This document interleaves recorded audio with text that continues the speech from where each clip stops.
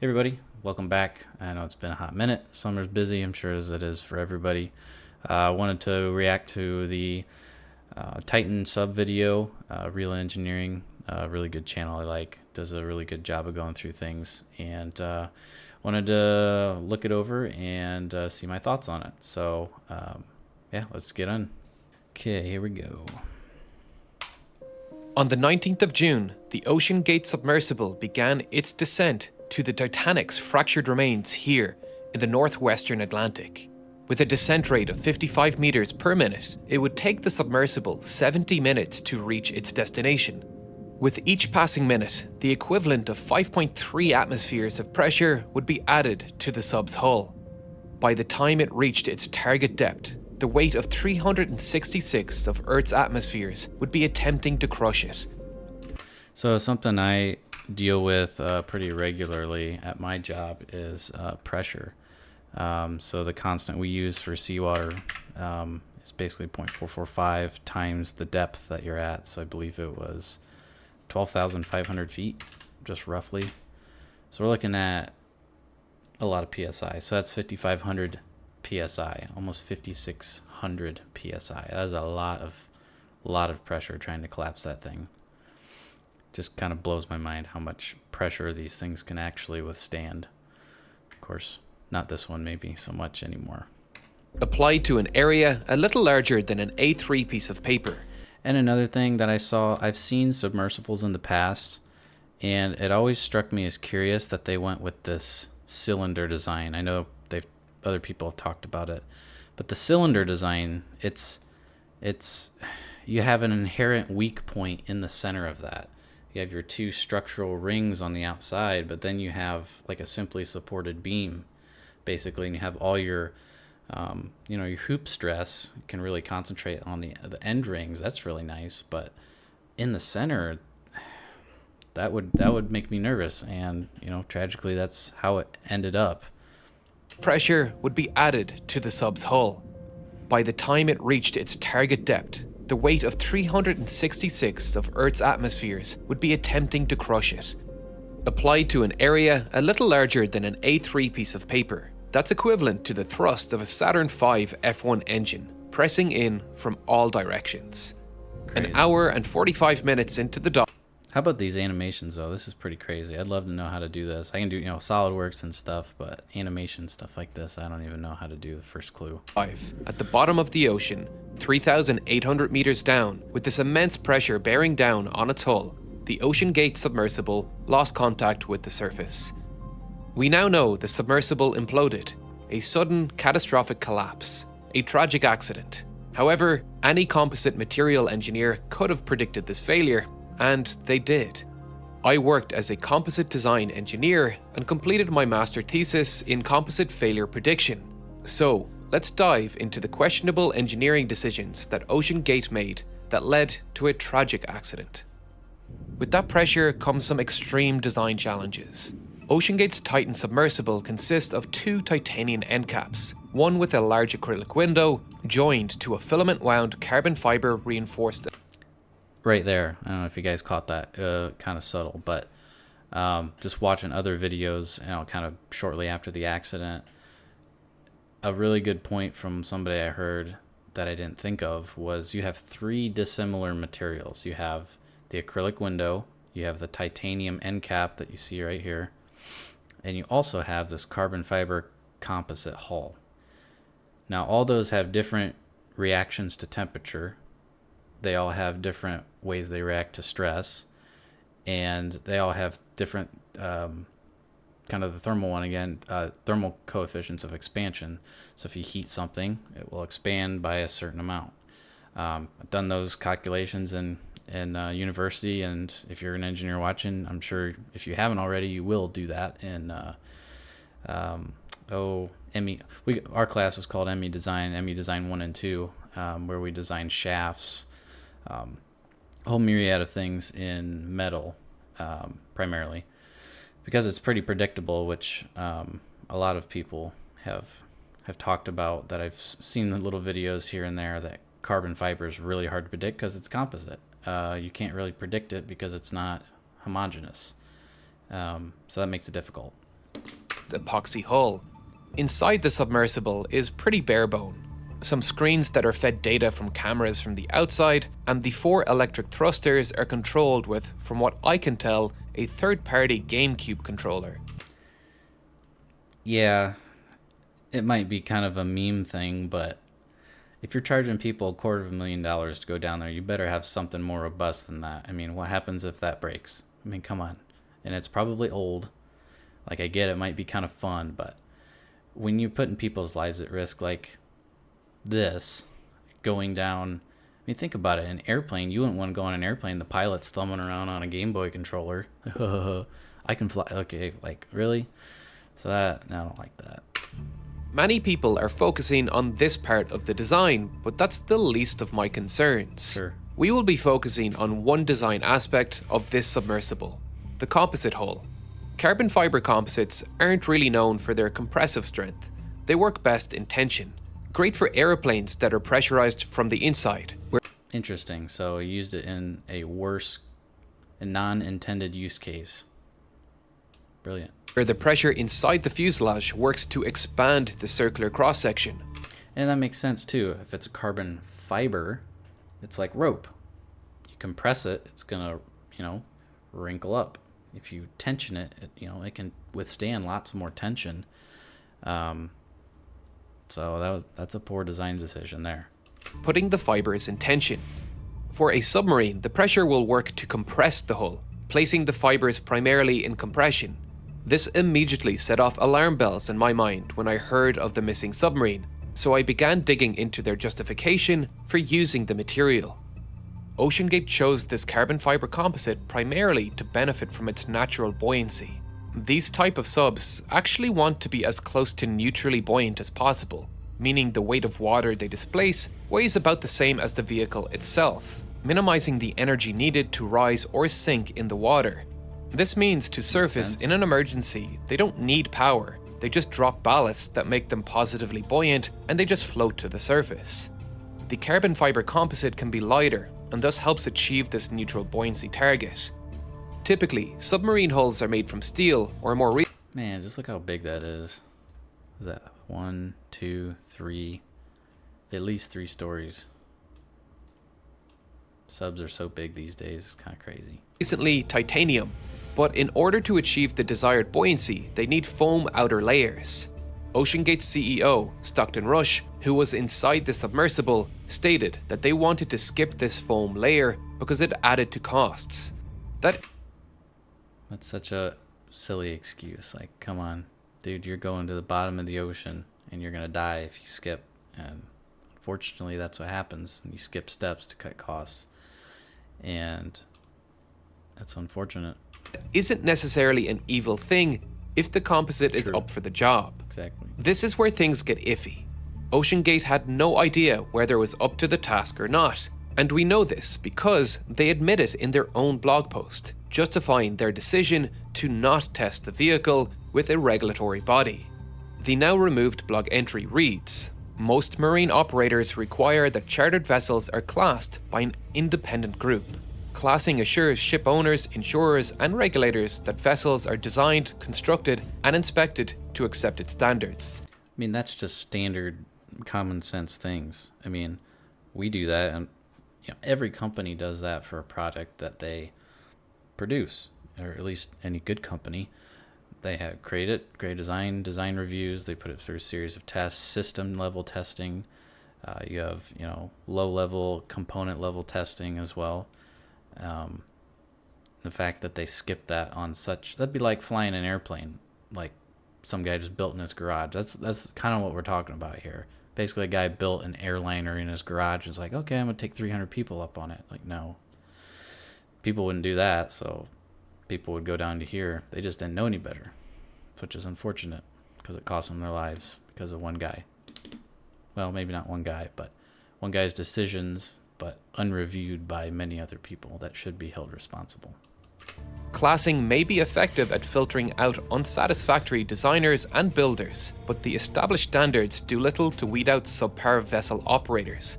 The vast majority of marine... Okay. Interesting argument from OceanGate. And aviation accidents are a result of operator error, not mechanical failure. So we're going to make a subpar design just because supposedly most of the accidents are because of the operator. I think you would want to make the design more bulletproof and dumbed down so that things like that could not happen. As a result, simply focusing on classing the vessel does not address the operational risks. Now, I would have thought this wouldn't need pointing out, but the fact this glaring red flag has been written on their own website for everyone to see, and several extremely wealthy and successful people didn't seem to think it was an issue, seems to suggest otherwise. Perhaps most submarine accidents occur due to operator error, precisely because they have undergone rigorous testing and certification. The comparison to aviation is just a wild can of worms that we have very recent catastrophic accidents to compare to, where manufacturers willfully circumvented regulatory procedures. These aren't procedures created as some kind of unnecessary inconvenience to inventors. They are very useful guidelines and testing procedures to prove that you've not missed some catastrophic failure mode in your design, and that's exactly what happened. Say Boeing, for example, they go through, I'm sure, a lot of testing. I mean, especially cyclical testing. When you're bouncing in the aircraft with turbulence, the wings are gonna bow and move, and they're designed to do that, but you got to test it and make sure it checks out. And OceanGate didn't do that. They have cyclical loading too. It's cyclical loading of pressure going down, coming up, going down, coming up. And whether it's all the way down or up doesn't matter. You're still going down, getting a pressure load, coming back up. Stuff compresses, contracts. Stuff moves differently. They have different stiffnesses. I think that's tensile strength, if I'm using the right term there. So titanium is going to have a different tensile strength than the composite carbon fiber. Plus the carbon fiber is a composite, so it's inconsistent. So it's going to have higher stresses in different areas because it's not a homogeneous stiffness. One failure mode is unique to composite. And the best shape, which I think maybe all of us know, an egg. It's hard to really break an egg. If you've seen those challenges on the internet, put it in their hands, big buff guys, and they can't break it because it's a sphere. Because your hoop stress is evenly distributed around the diameter of the ball or egg. So a circle is a perfect geometry to use in this situation. That's why the tin can geometry is a little concerning, because you have a weak point in the center where it's not supported. Materials in deep sea applications. Some of the first evidence we got for it was in glass fiber reinforced deep sea piping. It's called snap buckling, or delamination coupled buckling failure mode. For thin-walled pressure vessels, the failure mode is simply buckling, where the pressure simply caves the entire wall in. But here, because the wall thickness is so large to deal with the immense pressure of the deep sea, the failure mode gets more complicated. This failure mode is characterized by delamination of the internal layer of the pressure vessel. Basically, the inside of the pressure vessel suddenly peels away from the rest of the wall, leading to a catastrophic failure of the overall structure. The exact mechanisms of this failure mode are not entirely well understood, as stated in this 2022 research paper titled "A Review of Structural Failure of Composite Pressure Hulls in Deep Sea." It states in its conclusion, investigations on this subject have remained at theoretical level. There is still very little research in this area in recent years. So, I am assuming whoever engineered this pressure vessel did at least the same level of research as a YouTuber who wrote a script on the subject in 2 days. They must have at least been aware of this problem. A failure mode like this is going to be exacerbated by gradual damage incurred by cyclical stresses, like those experienced when diving to depths of 4,000 meters and resurfacing again. It gotta make you think what he said about the engineer designing it. I mean, how many design reviews did this go through? And not one person raised a hand. Of course, I guess you hear in the news that somebody did and they got fired. That's why you have design reviews and you have testing and all that. You have to do that, especially when you're putting other people's lives at risk. If you want to do it yourself, sure, knock yourself out. It's like the FAA. I have my pilot's license, and the police of the FAA, the guy who's doing my check ride, basically, more or less, they're checking to make sure that you're not going to kill anybody. They could really care less if you kill yourself by the plane, but they just don't want you to hurt anybody else because of your stupidity, more or less. Of course, they want you to live too, but they just don't want you to hurt other people. They have done that at least 50 times with this vessel without ever fatigue testing it. Per their own... So that's horrible. Ever fatigue testing it. That's especially a one-of-a-kind, new, pioneer, tip of the spear hull design. That's asinine. Admission, they did not undergo industry standard classifications, but they did do their own classification test. One test, stated on that blog One test, wow. post once again. A licensed marine surveyor will witness a successful dive to 4,000 meters, inspect the vessel before and after the dive, and provide a statement of fact attesting to the completion of the dive test plan. Again, test it to depth, but it doesn't test cyclical testing. It can test the plane to altitude, but how does it handle up pressurizing the hull thousands of times over its lifetime? That is simply not adequate. No. Anything undergoing repeated stress cycles like this needs to be fatigue tested, like the test airplane manufacturers do on wings, where There they you go. flex the plane's wings thousands of times on the ground. They designed this thing essentially with computer modeling, with no real-world testing.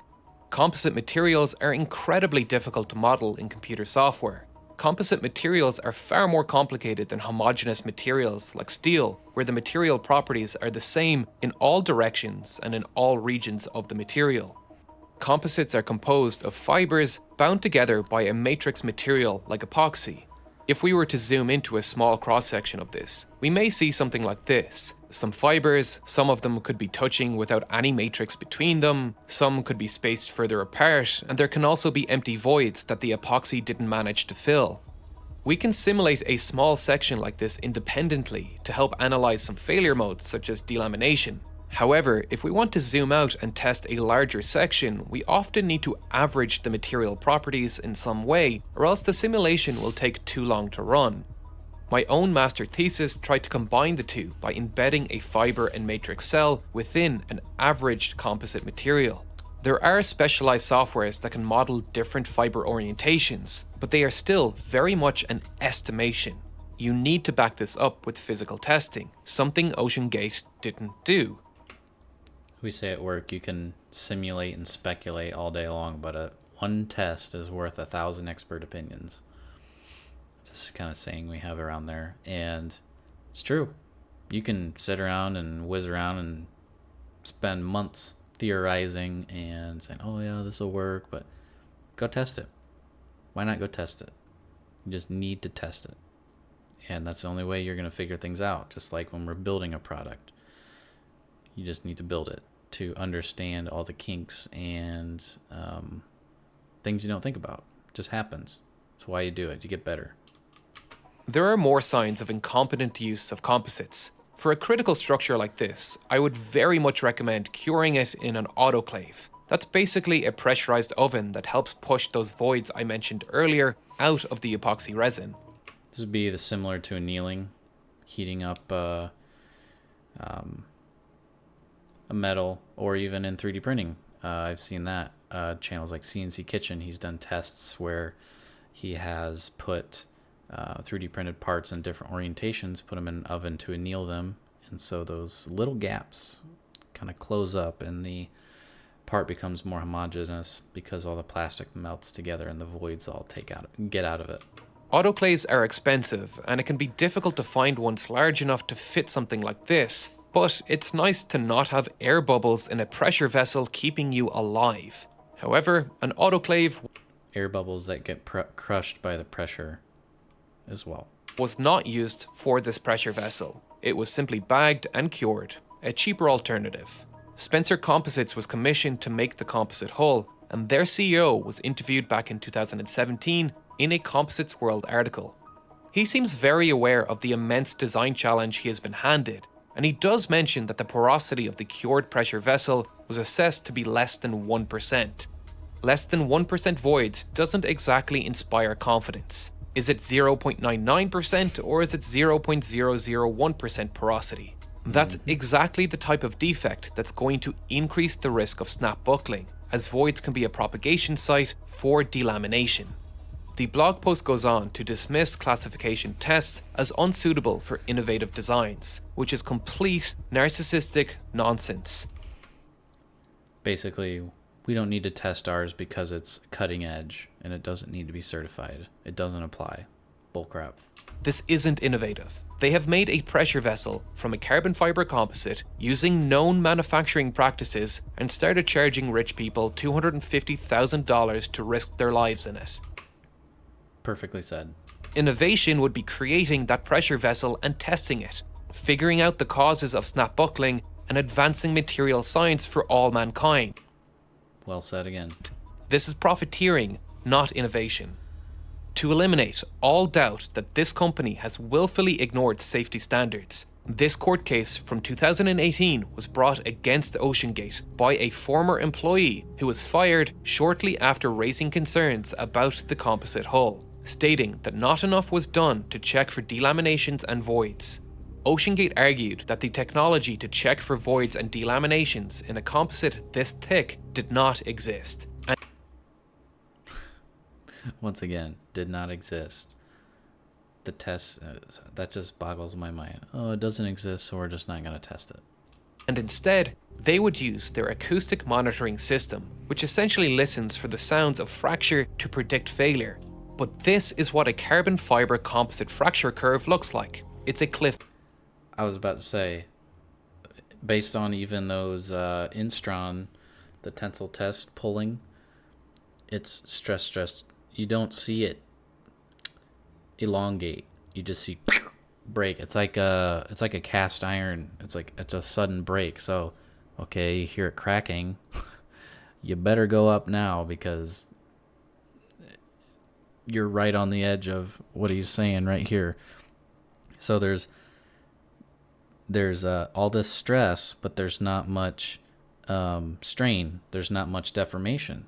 So it's just stress. It's not moving. And then it'll just catastrophically buckle or break or, whatever. Typical stress strain, it'll be more vertical, which I think he'll probably show in a second. Edge, sudden, catastrophic collapse. An acoustic monitoring system like this is akin to setting up a camera to warn you thunder is coming. You will see the lightning before the thunder, but the time between them is minimal. This is pure safety theater. It gets even worse. On one test dive in the Bahamas, a submersible expert could hear the cracking with his own ears and warned Stockton Rush that it was a sign of damage accumulating. Stockton, once again, chose to ignore an expert's advice. So, this acoustic monitoring system was purely for marketing purposes, to give customers who don't have the engineering background to see through it a false sense of security.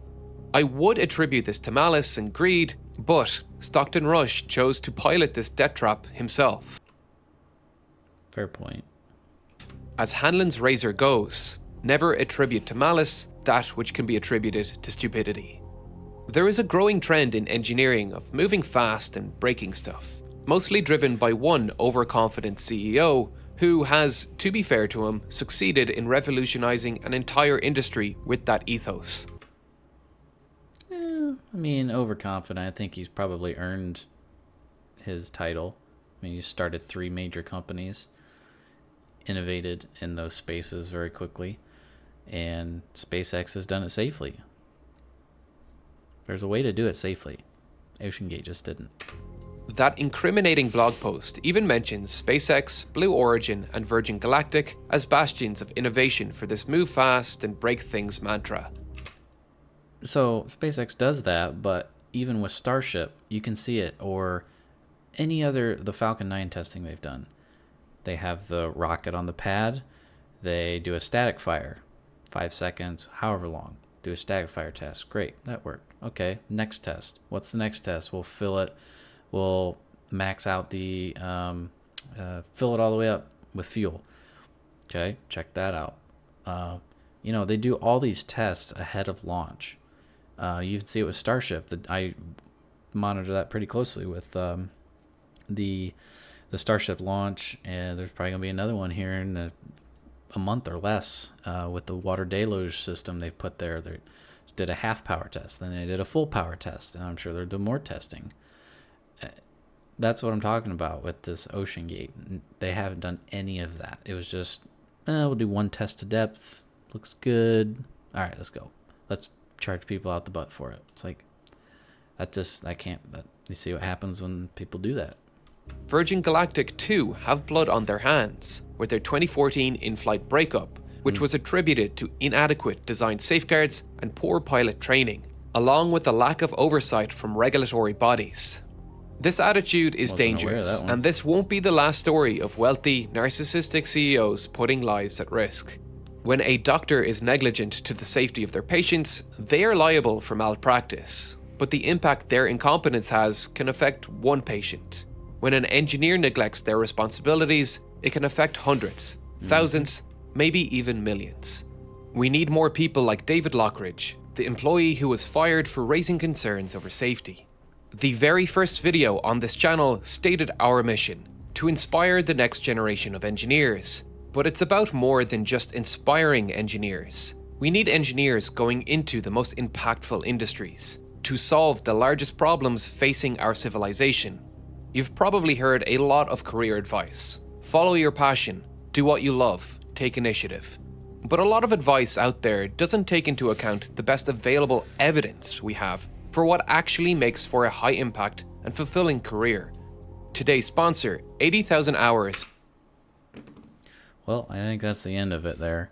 So I guess my kind of final thoughts are just like, this is a world, unfortunately, a world-known example of what happens when ego gets in the way and not proper testing and design reviews, which if you're mechanical or even electrical software as well, at least in my experience, working with other departments, there's design reviews for a reason. People make mistakes. We're human. We make mistakes, and it's our job as other humans and engineers, when we're engineering something that's going to be helping or assisting people, especially, or really anything, to catch those mistakes and to make the best product that you would be perfectly comfortable in going with. Some people just have more, like Stockton. They don't really care. They've done this for so long. I heard he's also made some other submersibles. I haven't seen those. So he's probably like, oh yeah, it's fine. I've done this before. And it's like, no, when other people's lives are at risk, again, if you want to go down there and do it yourself, go for it. Knock yourself out. But when you charge other people money to do it, and they're putting their lives on the line, that's where you can't do that. And the aviation industry, I think, has done a really good job at regulating that portion of it, as you can see with Boeing. And it's just a responsible thing to do, especially as an engineer, as a company, etc. So yeah, it's unfortunate, the demise of them, and wish it wouldn't have happened, but unfortunately lessons are learned and knowledge is gained sometimes, a lot of times, through tragedy. And just makes, hopefully we learn and don't make those mistakes again. So maybe someday a carbon composite hull could be used, but a lot more research and development needs to be done. So yeah, those are my thoughts. Thanks for hanging out. If you want to check out other videos on my other channel, just named my name, Jordan Miller, I'll put that in the link in the description.